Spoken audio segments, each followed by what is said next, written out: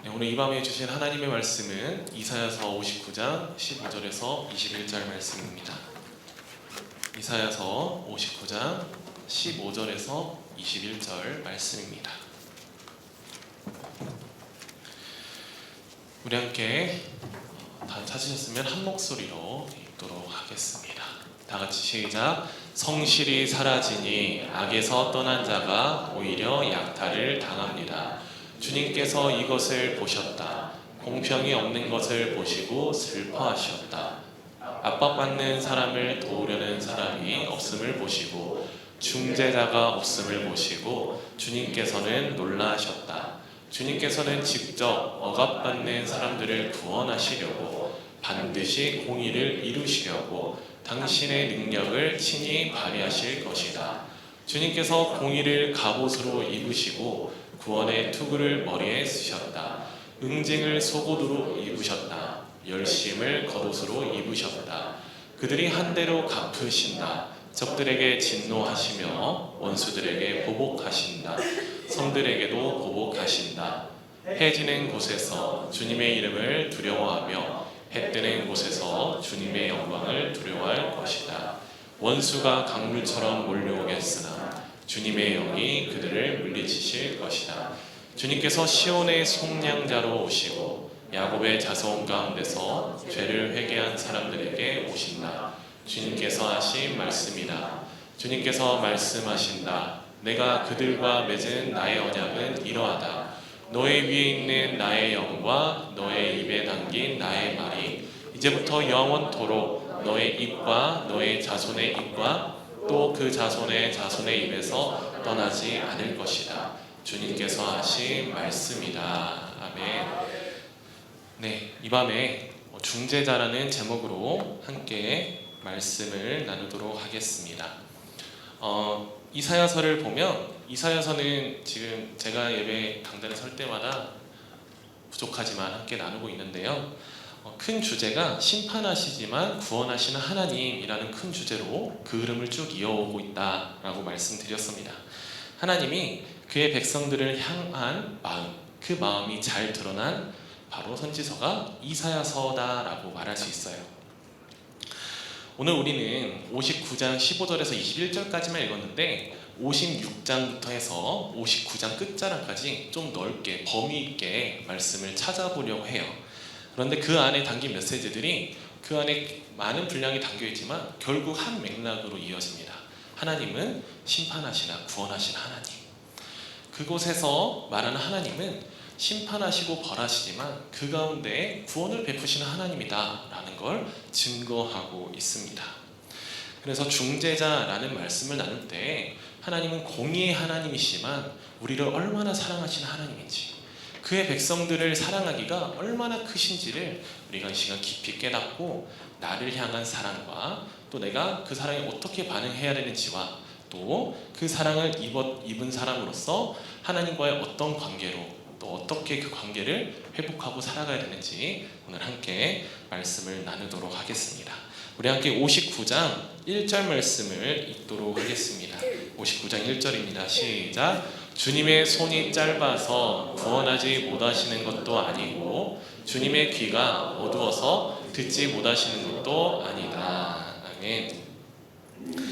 하나님에 대해서 이제 비유로 설명합니다. 뭐라고 하냐면 하나님의 손과 귀가 있다라는 것처럼 비유하고 있어요.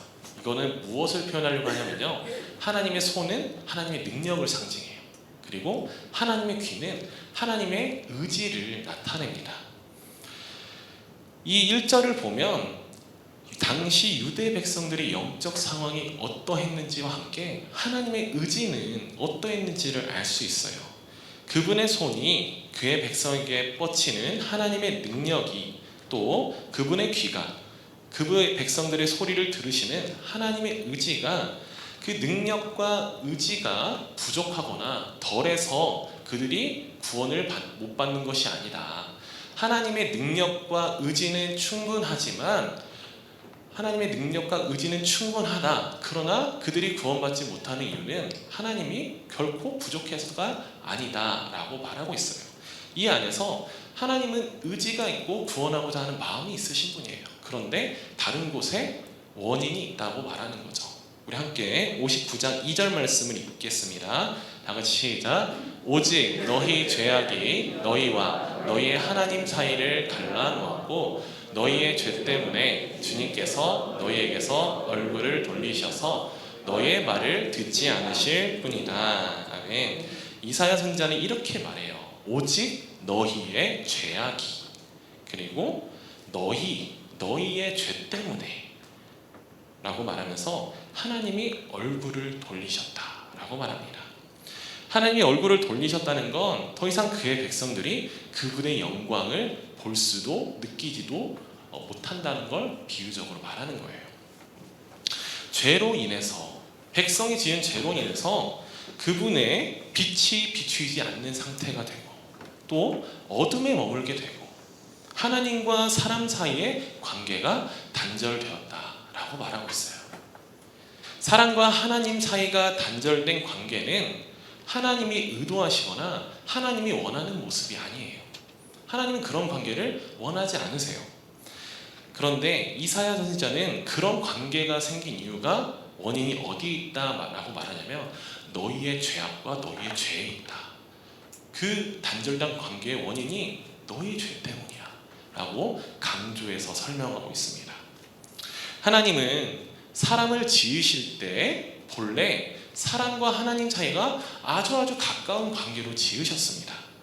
창세기 2장 7절을 보면 하나님이 사람을 흙으로 빚으사 그 코에 생기를 불어넣으셔서 생명이 되게 하였다라고 말합니다. 그런데 여기서 불어넣으셨다라는 히브리 원어 네샤마라는 단어를 들여다보면 이는 호흡하면서 들이쉬고 내쉬는 들숨과 날숨을 의미해요. 우리가 일반적으로 호흡할 때 숨을 내쉬거나 들이쉬거나 이런 숨을 말하는데, 이 숨을 하나님께서 하나님의 모양과 형상을 따라 빚으신 흙을 빚으시고 그 코에 그 호흡을 불어넣으셨다, 그 생기를 불어넣으셨다라고 말하고 있어요. 이를 깊이 묵상하면 하나님이 사람을 지으실 때 얼마나 가까운 관계로서 만드는지를 알 수 있는 거죠. 저는 밤마다 우리 사랑하는 아들 느리와 함께 잠이 듭니다. 느리가 자기 전에 꼭 이리 뒹굴 저리 뒹굴 하면서 저를 발로 차기도 하고 제 얼굴에 발을 올리기도 하고요. 그리고 자다가 꼭 한 번씩 아빠 목말라 물 갖다 줘, 이 멘트를 합니다. 그럼 저는 갖다 줘야 되죠. 네. 그렇게 잠자기 직전까지 저를 불편하게 하는, 또 제가 또 잠이 곤히 들만한 잠을 깨우는 이런 멘트들과 또 요구들을 하는데 잠들 때까지 다 들어줍니다. 그러다가 꼭 느리가 제 머리맡에 얼굴을 딱 대고 잠이 들어요. 그런데 그렇게 머리맡에 잠들면 제가 느리가 코 고는 소리, 코를 그르는 거는 소리, 또 느리가 때로 양치를 안 한다고 우기다가 잠들면 그 입냄새, 그리고 그 숨소리가 아주 가깝게 느껴져요. 그런데 참 신기하게도 그 잠들고 난 뒤에 느껴지는, 머리맡에 느껴지는 숨소리가 전혀 불쾌하거나 불편하게 느껴지지 않아요. 오히려 그런 숨소리를 내고 곤히 잠들 때 보면 오히려 더 사랑스럽게 느껴집니다. 곤히 잠든 느리 이마에 뽀뽀를 해주고 지그시 바라보면 아, 내가 아빠구나 라는 걸 실감해요. 그리고 또 얘가 내 아들이구나 라는 게 확 느껴집니다. 낮에 어떤 사고를 치고 말을 안 들었든 잠들면 이쁩니다. 잠들면 이뻐서 이렇게 보면 얘라는 존재가 저를 아빠라고 느끼게 해주고 또 얘가 내 아들이구나를 확 느끼게 해줘요. 그런데 우리가 생각해보면 우리가 사람의 호흡에서 들숨과 날숨이 누군가의 콧가에서 가까이 느껴지는 게 자연스러운 관계는 부모와 자식 관계 또는 부부 관계뿐일 거예요. 부모가 이렇게 자식 가까운 게 그 들숨과 편하게 느껴지고 부부 관계 편하게 느껴지고 이게 자연스러울 거예요. 또한 하나님은 천지를 창조하실 때 말씀을 선포하심으로 천지를 창조하시잖아요. 빛이 있으라 하시니 빛이 있었다라고 말하잖아요. 그런데 사람은 달랐어요. 흙으로 치니 그 모양과 형상을 자기의 형상대로 따라 지으시고 그 코에 마치 부모가 자녀의 그 콧김을 가까이 하듯이 생기를 불어넣으셔서 지으셨다, 만드셨다라고 말하고 있어요. 이처럼 하나님은 우리를 아주 가까운 존재로 사람이란 존재를 만드실 때 아주 가까운 존재, 마치 그 부모가 그 자녀를 가까이 하면 불편함이 없는 그 정도로 가까운 관계. 그리고 이 다른 창조물들을 창조할 때 다르게 사람을 그렇게 지으신 이유는 마치 내가 너의 아버지다, 너는 나의 자녀다 하는 심정으로 사람을 빚으셨다라고 묵상할 수 있을 것 같아요. 이처럼 하나님은 그 아담을 지으실 때 그 사랑으로 그 사람을 지으실 때 정말 내 자녀와 같이 아버지 된 마음으로 자녀와 같이 비우셨던 것처럼 우리를 사랑하신 줄 믿습니다. 하나님의 사랑은 그 첫 사람 창조할 때뿐만 아니라 그 사랑은 지금까지도 우리에게 전해지고 있어요. 하나님은 영원하신 분이세요. 불변하신 분이세요. 그래서 그분의 사랑도 영원하고 불변해요. 그런데 그분의 사랑이 우리에게 어떤 사랑이다? 바로 아버지의 사랑. 그 아버지의 사랑으로 지금 여러분들을 사랑하고 계셔요. 그런데 오늘 이사야서에서 하나님의 사랑을 누릴 수 없도록 하나님과 단절된 관계, 그분이 느껴지지 않도록 만드는 원인이 바로 너희의 죄악이다 라고 지적하고 있다는 거예요. 이사야서 56장부터 59장을 보면 하나님의 시선에서 바라본 백성들의 죄악이 크게 세 가지로 나타나고 있었던 것을 볼 수 있습니다. 하나님의 형과 단절된 관계를 만든 죄악이 크게 세 가지로 볼 수 있어요. 우리 함께 56장 10절 말씀을 읽도록 하겠습니다. 다 같이 시작. 백성을 지키는 파수꾼이라는 것들은 눈이 멀어서 살피지도 못한다. 지도자가 되어 망을 보라고 하였더니 벙어리 개가 되어서 야수가 와도 짖지도 못한다. 기껏 한다는 것이 꿈이나 꾸고 늘어지게 누워서 잠자기나 좋아한다. 아멘. 50장 10절과 11절을 보면 이사야 선지자는 이스라엘의 파수꾼들과 지도자들을 신랄하게 비판하고 있습니다. 너희는 벙어리 개다 라고 비판하는데 파수꾼의 역할이 무엇이었을까요? 파수꾼의 역할은 고대 사회에서 주로 성벽이나 도시 외곽에서 망을 보는 역할이 주어졌었어요. 정말 중요한 역할입니다. 먼 곳에서 적들이 다가오고 있을 때 가장 먼저 알아채야 할 자가 바로 파수꾼이었어요. 그리고 또 이사야 선지자 비판하는 이스라엘의 지도자들은 어떤 책임이 있었냐면 이스라엘 백성들, 그 유대 백성들을 영적으로 옳은 길로 안내해야 할, 바른 길로 안내해야 할 책임이 있었다는 거예요. 그런데 이들이 질책당하고 지적당한 이유는 무엇이었냐면, 정죄당한 이유는 무엇이냐? 자기의 책임을 다하지 못했던 것, 무책임함 가운데, 그리고 게을렀던 것, 그리고 이들이 방탕함에 빠져 있었기 때문입니다. 이스라엘이라는 나라가 존재하기 위해서 가장 중요했던 게 무엇이었죠? 바로 하나님과의 관계입니다. 하나님과의 관계가 무너지는 순간 이스라엘이라는 나라는 없어지게 돼요. 무너지게 돼요. 그런데 하나님과의 관계가 바로 서면 이스라엘이라는 나라가 그 어떤 나라보다도 강한 나라가 된단 말이에요.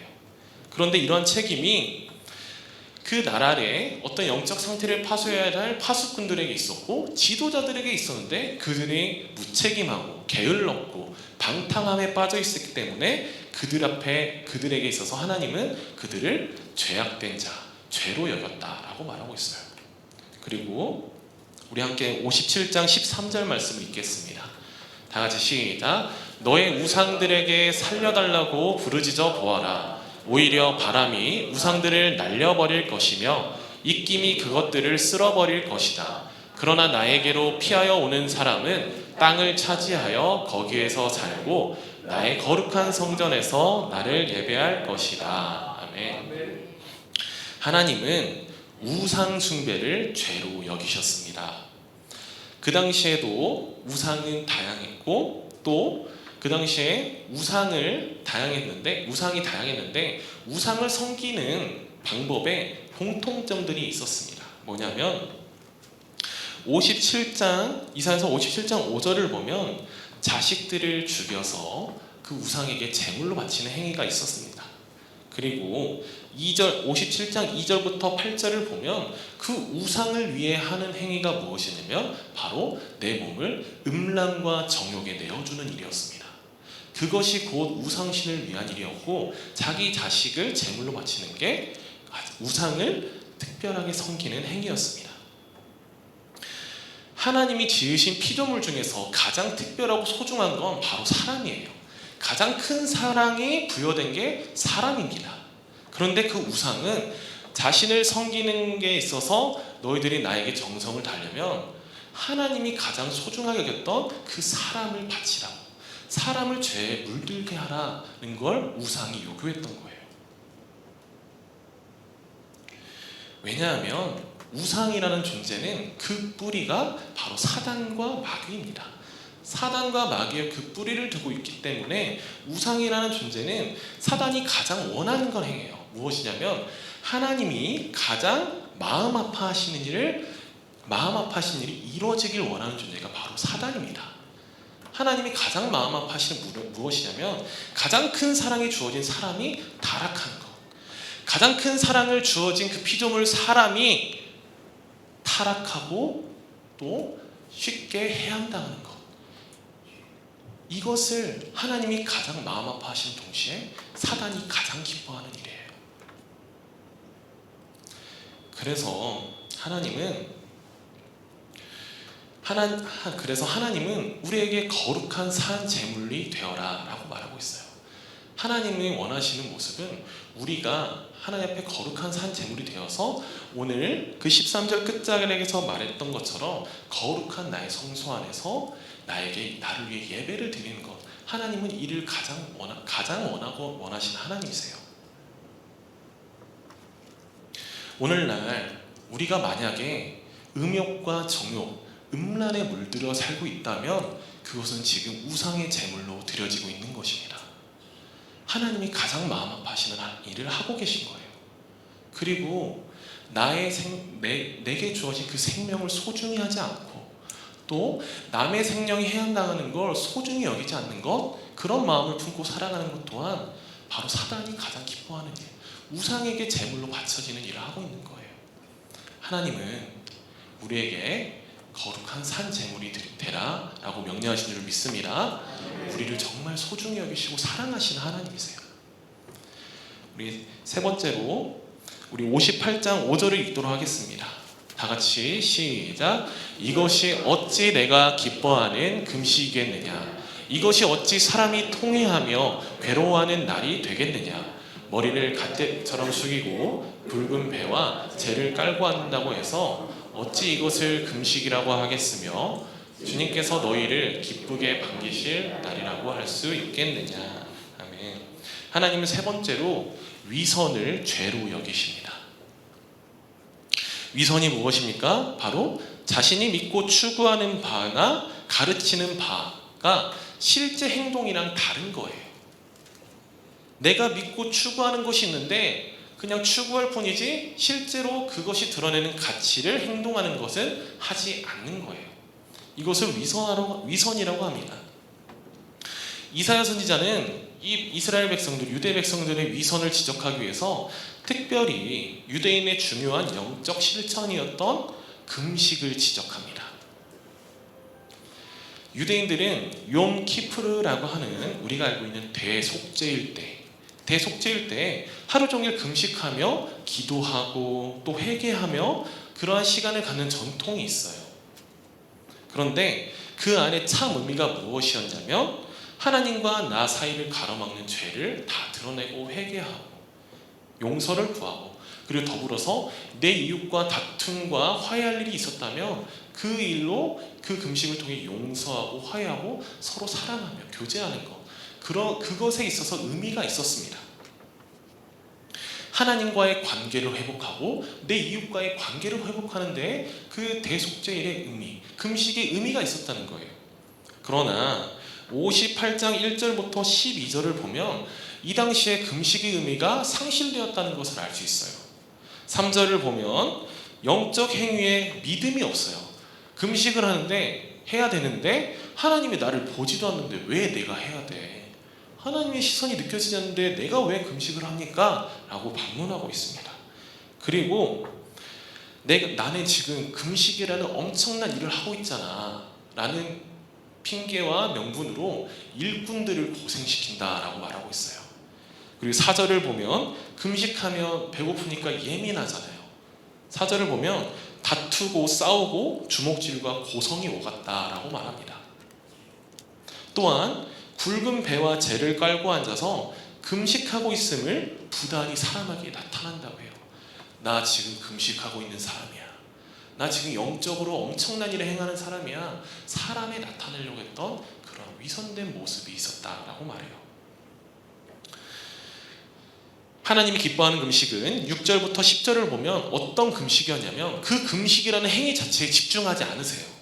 금식을 통해서 부당하게 결박당한 자를 풀어주는 그 자유와 억압당한 자를 풀어주는 자유, 그것을 행하는 것과 굶주린 사람에게 양식을 베풀어주는 것, 선을 행하는 것, 그리고 헐벗은 사람에게 내 옷을 벗어주는 것, 그리고 상처난 자의 상처를 치유해주는 것, 이런 금식을 하나님이 기뻐하신다라고 말씀하세요. 금식이라는 행위 자체는 하나님께 그것보다 더 중요한 의미가 무엇이었냐? 선과 정의가 실현되는 것, 하나님의 공의와 정의가 나타내는 것, 이것이 하나님이 기뻐하시는 금식이었고 금식의 참된 의미다라고 말하고 있습니다. 아무리 거룩한 영적 행위라 한들 내가 기도회 하루에 3시간, 5시간, 10시간을 하는 사람이야. 내가 1년에 성경 통독을 3번, 4번, 5번 하는 사람이야. 내가 1년 동안 기부한 돈이 엄청나게 많은 사람이야 라고 자랑한다 한들 그 모습 가운데, 그 삶 가운데 하나님의 성품이 반영되지 않는다면 그 금식, 그 행위, 그 선한 일들 하나님 기뻐하지 않는다는 거예요. 하나님이 그걸 위선으로 여긴다 말씀하세요. 곧 죄악이다. 사랑하는 성도님들, 우리는 이를 보면 알 수 있습니다. 우리 삶 속에서 죄악된 것들, 뉴스에 나오서는 거창한 죄들, 그런 것들만이 죄가 아니에요. 우리의 삶 속에서 영적 게으름, 무지함, 무책임함, 분별 없음, 방탕함, 그리고 정욕과 음란에 내 몸을 내어주는 것, 그리고 내 안에 거짓된 신앙의 위선이 자리 잡고 있다면 하나님이 우리를 죄악시 여기신다라고 말씀하세요. 그 결과는 하나님과의 관계가 완전히 단절되고 그 영광의 빛, 하나님의 얼굴이 가려지고 어둠 가운데 거하는 결과를 맞게 된다 말하고 있습니다.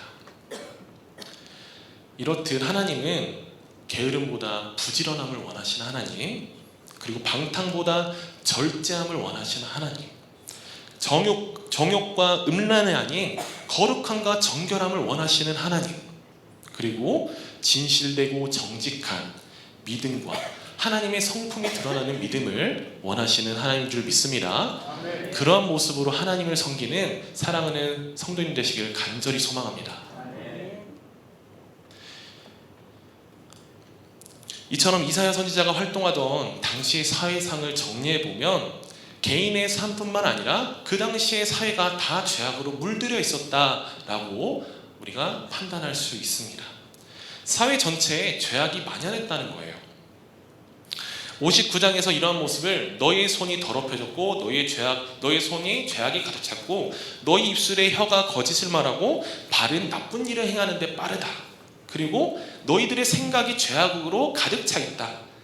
그리고 59장 4절을 보면 정의와 공의가 실현되어야 될 재판정인 더 이상 공의와 정의는 찾아볼 수 없고 상대방을 죽이기 위한 소송이 난무하고 정의로운 재판이 없이 더럽혀졌다라고 지적하고 있어요. 총체적으로 죄에 물든 사회였고 하나님과 완전히 단절되어 소망은 찾아볼 수 없는 시기였다라는 것을 알 수 있습니다. 그런데 여기에서 이러한 시대상을 보고 가장 마음 아파하는 분, 그분이 누구일까요? 이사야 선지자가 아닙니다. 바로 하나님이십니다. 하나님이 그러한 죄악에 만연한 사회를 보고 가장 마음 아파하시는 분이세요. 하나님은 59장 15절과 16절에서 이사야 선지자를 통해 자신의 심정을 이렇게 말씀하세요. 슬퍼하셨다, 놀라셨다, 개역개정을 보면 이상하게 여기셨다. 여기서 놀라셨다라고 번역한 히브리어 와이시토멤, 이 히브리어의 원형이 샤mem이라는 원어를 보면 아연 실세갈 정도의 놀라, 황량한 심정, 이러한 단어를 써서 하나님의 심정을 표현했어요. 아연 실세감, 황량함. 하나님의 심정이 이러했다는 거예요. 만약 우리가 정성을 들여 키운 내 자녀, 내 자식들이 열심히 키우고 먹이며 건강하게 키웠는데 계속해서 탈선하고 비행을 저지르고 방황하고 심지어 끝에는 범죄를 저지른다면 우리 마음이 얼마나 아플까요? 부모된 마음이. 또한 59장 9절에서 15절을 보면 백성들이 자신들의 죄악을 자백하며 한탄하며 후회하고 반성하고 울부짖었다라고 말해요. 그러나 그곳에서 도저히 벗어날 방법이 없어서 고통 속에 거하고 있는 겁니다. 만약 내 자녀들이 그러한 상황이라면 우리 마음이 얼마나 찢어지게 아프겠습니까? 하나님이 그런 심정이라는 거예요. 내 자녀가 지금 저렇게 고통당하고 있고 저 길이 파멸과 멸망의 길인 줄 모르고 저러 길 걸어가고 굽은 길로 행하고 저 길로 행하는구나. 여기 내가 준비한 평강의 길이 있는데 이 길로는 오지 않고 오직 사망의 길만 걷고 있구나. 하나님의 황량한 심정이 이런 마음이었다는 거예요. 그런데 이 죄의 문제, 당시 유대 사회만의 문제였을까요? 그 당시의 문제가 아니라 창조 이후 아담이 범죄한 이후로의 문제입니다. 오늘날 우리에게도 문제이고요, 앞으로 우리 후손들에게 있어서도, 먼 미래의 자녀들에 있어서까지도 예수님이 다시 오시겠다 약속하신 그날, 세상 끝날까지의 문제가 바로 죄의 문제입니다. 세대를 거듭하면서 세상 끝날까지 이 죄란 놈은 끝까지 전염시키고 하나님이 가장 소중하게 여기는 사람이라는 존재, 그 사랑의 존재를 어떻게 해서든 무너뜨리려 부단히 노력할 것입니다. 그래서 이 영원, 세상 끝날까지 이루어질 것 같은, 세상 끝날까지 예수님이 마태복음에 말씀하셨던 그 세상 끝날까지 노아의 때와 같이 소돔과 고모라의 때가 같다라고 말씀하셨는데, 이 세상 끝날까지의 문제를 해결하려면 위대한 사람이 나와야 되는 게 아니에요. 어떤 위대한 사람, 우리 100년 살다 죽을 어떤 사람 중에 한 명이 아니라 하나님이 친히 내려오셔야만 해결할 수 있는 문제라는 거예요. 하나님만이 해결할 수 있고 영원하시고 불변하시고 전능하신 하나님만이 해결할 수 있는 문제가 바로 우리 인간의 죄의 문제다. 그래서 하나님은 이사야서 59장 16절에서 이렇게 말씀하십니다. 우리 다 같이 읽도록 하겠습니다. 시작. 압박받는 사람을 도우려는 사람이 없음을 보시고 중재자가 없음을 보시고 주님께서는 놀라셨다. 주님께서는 직접 억압받는 사람들을 구원하시려고 반드시 공의를 이루시려고 당신의 능력을 친히 발휘하실 것이다. 아멘. 하나님은 직접 그들을 구원하시려고, 반드시 공의를 이루시려고 당신의 능력을 친히 발휘하실 것이다 라고 말하고 있습니다. 세 번째 성경에 이렇게 말씀하고 있는데요, 개역개정을 보면 스스로 손을 뻗쳐서, 스스로 팔을 뻗쳐서 그들을 구원해내고 스스로 자기의 공의를 의로 삼아서 그들을 구원해내겠다라고 선언하세요. 그래서 하나님은 자기 팔로 스스로 구원을 베푸시고 자기 공의를 의지하여 스스로 하나님과 우리 사람 사이에 당신이 친히 오셔서 중재자가 되겠다라고 말씀하세요. 내가 너희들의 중재자가 되어주겠다. 너희들이 나에게 가까이 오지 못하니 내가 내려가겠다. 내가 너와 나 사이에 중재자가 친히 되겠다라는 그 약속의 성취가 예수 그리스도인 줄 믿습니다. 예수 그리스도, 이 땅에 하나님이 인간의 형상을 입으시고 내려오셔서 친히 중재자 되신 분이 예수 그리스도이세요. 하나님과 우리 사이의 중재자, 그 단절된 관계를 다시 회복할 수 있는 이는 오직 예수 그리스도뿐입니다. 이는 마치 범람된 홍수에서 지붕 위에서 이제 홍수가 범람해서 온 집이 다 잠기고 지붕만 남은 상태에서 그 위에서 나를 살려달라 외치고 있는 그 사람을 구원해내야 하는 그 상황과 같아요. 뭐냐면 최근에 지금 어제랑 오늘 뉴스를 보시면 아시겠지만 그 중국과 북한 경계에 있는 그 압록강이 지금 큰 강수량으로 범람한 상태입니다. 그 범람하면서 중국의 단동이라는 지역이 다 물에 잠겼고요. 지금 북한의 신의지도 지금 가옥들이 다 물에 잠겨버렸습니다. 정확한 인명피해가 어떤지 모르겠지만 지금 특별 경보를 내고 사람들을 대피시키고 있고 사람들의 지금 구조해내는 작업이 이루어지고 있다고 해요. 이미 인명피해와 재산피해는 발생했습니다. 이러한 갑작스러운 홍수로 인해서 미처 대피하지 못한 사람은 지붕 위에 올라가서 지금 구조를 기다려야 되는 거예요. 누군가 하늘에 떠서 헬기가 날아와서 이 사람을 건져내지 않으면 이 사람은 계속 범람된 물에 있어서 결국 죽을 수밖에 없는 운명입니다. 지금 다 잠긴 지붕 위에서 다른 지붕으로 옮긴다 할 그 홍수 가운데서 벗어날 수 없어요. 하늘부터 헬기가 와서 날아가거나 정말 그 홍수가 멈춰야만 살아날 수 있다는 거예요. 이처럼 우리의 구원도 이러한 상황이라는 거예요. 이 범람한 홍수 가운데 지금 우리가 죽음을 앞둔 상황에서 다른 지붕이 필요한 게 아니에요. 하늘로부터 내려오는 구원의 손길이 필요한 겁니다. 하늘로부터 내려와야만 그 생명이 보존되고 살아날 수 있어요. 그래서 하나님이 이 범람하는 홍수, 이 죄악의 홍수 가운데서 우리를 살리시려고 내가 친히 네 땅에 내려오겠다 약속하고 그 약속을 성취하셔서 예수님이 이 땅에 오셨다는 거예요. 우리 디모데전서 2장 5절 6절을 읽도록 하겠습니다. 다 같이 시작. 하나님은 한 분이시요 하나님과 사람 사이의 중보자도 한 분이시니 곧 사람이신 그리스도 예수이십니다. 그분은 모든 사람을 위해서 자기를 대속물로 내주셨습니다. 하나님께서 꼭 적절한 때에 그 증거를 주셨습니다. 아멘. 디모데전서에서 강조하는 것 중 하나 뭐냐면 중보자, 곧 중재자는 한 분이라는 거예요. 한 분. 오직 예수 그리스도만이 우리의 중보자야, 중재자이시다. 이를 왜 강조하냐면 그 디모데에 쓰여진 이 당시에도 이단들이 왕성했지만 오늘날 우리가 살아가는 시대에도 내가 구원자야, 너 나한테 와야 살아 라고 외치는 얼마나 수많은 우상과 이단들이 많습니까? 그런데 우리가 이 말씀을 붙들지 않으면 그거에 현혹되고 그것들에 의지하여 내가 구원받길 바라는 마음을 품게 된다는 거예요. 그래서 우리는 반드시 붙잡을 게 우리의 구원자, 우리의 구속자, 우리의 중재자, 우리의 속량자, 우리의 중보자는 오직 예수 그리스도뿐이다 라는 믿음을 가지시길 간절히 소망합니다. 우리 함께 이사야서 59장 17절 18절 말씀 읽도록 하겠습니다.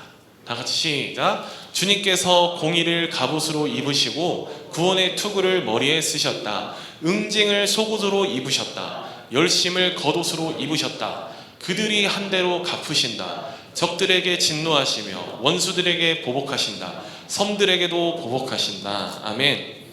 59장 17절 18절을 보면 중재자에 대해서 이렇게 말하고 있어요. 공의를 갑옷으로 입은 자, 구원의 투구를 머리에 쓰신 자, 응징을 속옷으로 입은 자, 보복을 속옷으로 입은 자, 열심을, 그 열정을 겉옷으로 입은 자, 그리고 한 대로 갚으시는, 진노하시는, 원수들을 보복하시는 우리의 구원자가 이러한 모습으로 중재자에 대해서 이사야 선생님은 말하고 있어요. 이게 뭐냐면 바로 전쟁의 선봉장처럼 비유하는 거예요. 전쟁에. 왜 전쟁의 선봉장처럼 우리의 구속자, 중재자이신 예수 그리스도를 말하고 있습니까? 왜? 왜냐하면 하나님과의 관계 회복은 결국엔 영적 전쟁입니다.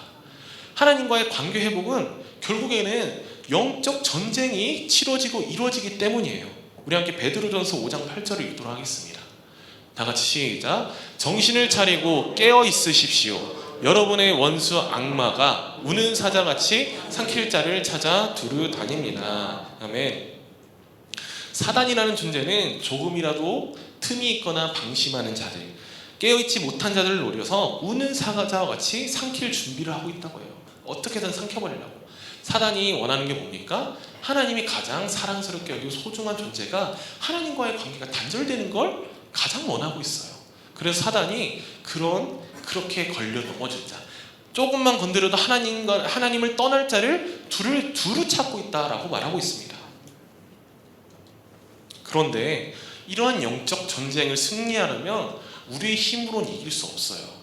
우리의 선봉장 되시는, 영적 전쟁의 선봉장 되시고 하나님과 나서의 중재자 되시는 예수 그리스도를 의지할 줄로 믿습니다.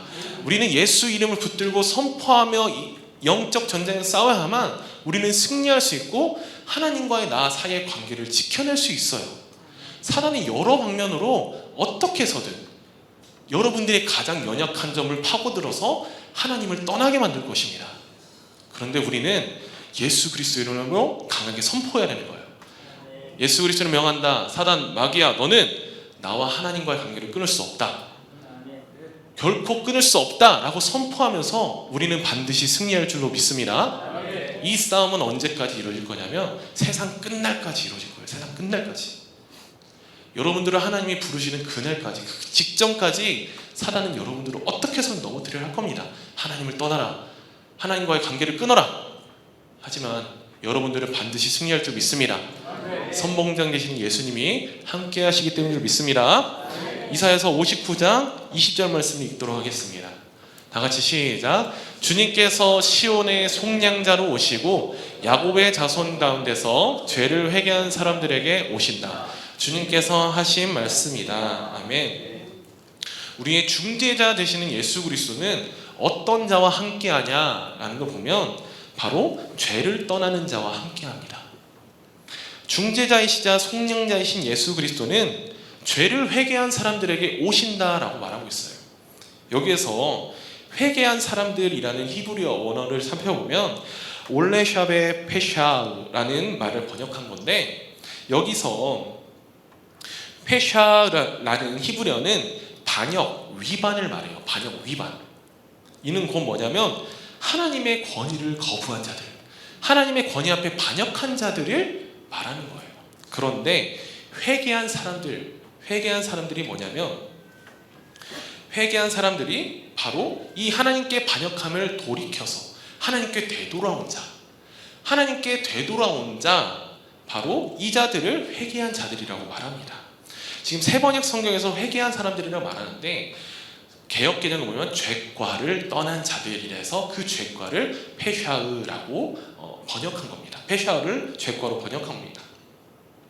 그래서 우리의 중재자 예수 그리스도가 누구와 온전히 함께할 수 있냐면 하나님의 권위 앞에 엎드려 복종하고 순종하며 그 죄악을 떠난 자와 함께하신 줄 믿습니다. 죄악을 떠나고 나는 하나님 앞에 낮은 자입니다, 나는 하나님 앞에 엎드리지 않으면 살 수 없는 존재입니다 라를 인정하고 하나님의 권위를 높이는 자들이 바로 그 중재자와 함께하고 그 중재자가 그들과 함께한다 라고 말하고 있어요. 그래서 우리가 내 안에 있는 죄를 버리지 않고 내가 주님을 따릅니다 라고 말하는 건 모순입니다. 모순. 내 죄를 어떻게 해서든 버리고 내버려두고 오직 주님을 택하며 나아가는 삶이 중재자와 동행하는 삶, 예수님이 함께하는 자라고 말할 수 있는 거예요. 그분은 나를 절대 포기하지 않으십니다. 그렇기 때문에 우리는 그저 내 죄를 내려놓고 그 포기하지 않으신 하나님 앞에 나아가기만 하면 되는 거예요. 그러면 하나님을 마주할 줄로 믿습니다. 우리 함께 마지막으로 59장 21절 말씀을 읽겠습니다. 다 같이 시작. 주님께서 말씀하신다. 내가 그들과 맺은 나의 언약은 이러하다. 너의 위에 있는 나의 영과 너의 입에 담긴 나의 말이 이제부터 영원토록 너의 입과 너의 자손의 입과 또 그 자손의 입에서 떠나지 않을 것이다. 주님께서 하신 말씀이다. 아멘. 하나님의 약속과 말씀은 영원합니다. 영원하다는 의미는 무엇이냐면 내 삶 가운데 내가 살아갈 동안만 유효하다는 게 아니에요. 내 삶뿐만 아니라 내 자손에게도, 내 후손에게도, 그 뒤 후손에게도 하나님이 영원하시기 때문에 쭉 영원하게 그 하나님의 약속과 말씀이 유효하다는 거예요. 그분의 나라는 어떻게 이루어지냐? 바로 그분의 약속과 그분의 말씀으로 이루어지는 나라가 하나님 나라입니다. 예수 그리스도를 통해 이루어지는 그 영원한 하나님의 나라. 그래서 우리가 중재자 되신 예수 그리스도와 함께 살아간다, 그분과 동행한다는 의미는요, 영원한 하나님 나라를 보장받는다는 거예요. 약속받는다는 거예요. 예수님 옆에 붙어 있으면, 우리가 그분을 떠나지 않으면 우리는 결국 그 영원한 생명을 누리는 그 나라 가운데 백성으로 살아간다 약속하세요. 사랑하는 성도님들, 그래서 우리가 중재자 되신 예수 그리스도, 그분과 함께하며 영원한 하나님 나라를 꿈꾸며 살아갈 줄로 믿습니다. 우리는 이 땅에서 영원한 하나님 나라를 꿈꾸는 소망으로 살아가야 해요. 그분의 약속을 붙들고, 비록 이 땅은 예수님의 말씀처럼 세상 끝날까지 죄악은 더욱더 만연해지고 커져만 갈 겁니다. 그러나 하나님의 시선은 죄인뿐만 아니라 지금 그 나라를 지키고 사수하려 하는 깨어있는 파수꾼과 지도자와 같은 자들, 방탕함을 버리고 정욕과 음란을 버리고 하나님 앞에 거룩게 서려 하는 자들에게 하나님의 소망을 이루시고 그 나라를 이루시고 믿습니다. 그래서 오늘 말씀을 기억하면서 우리가 하나님 나라의 소유된 백성으로 살 길은 오직 예수 그리스도뿐입니다.